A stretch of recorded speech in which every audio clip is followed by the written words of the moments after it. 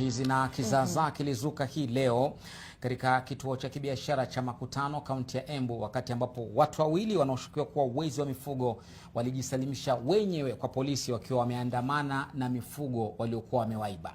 Na hii ilitokea baada ya mmoja wao walioiba mifugo kutafuta usaidizi kutoka kwa mganga wa kienyeji ili kupata ng'ombe wake. Ripota wetu Margaret Kimathi alishuhudia na akaandaa taarifa hii. Biashara katika kituo hiki chenye shughuli nyingi zilisimama baada ya washukiwa hao wawili walionekana kuwa katika sitofahamu kujiwasilisha kwa polisi, huku wakiandamana na ng'ombe aliyedaiwa kuibwa. Mmoja wa washukiwa alikuwa na bumba la kundi la nyuki kwenye viganja vyake na alionekana kuwa na maumivu makali. Wakati ng'ombe yangu iliibiwa, nilipiga ripoti hapa. Nikakuja nikaripoti, nikaenda.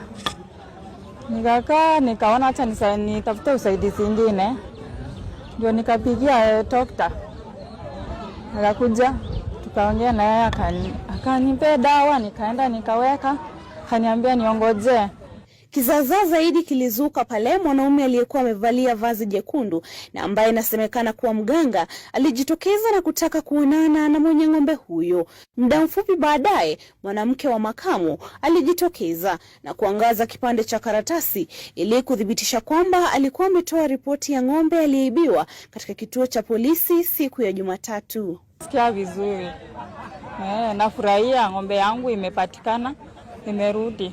Sitaenda kitambea leo nasikianga, lakini leo nimekubali kujionea.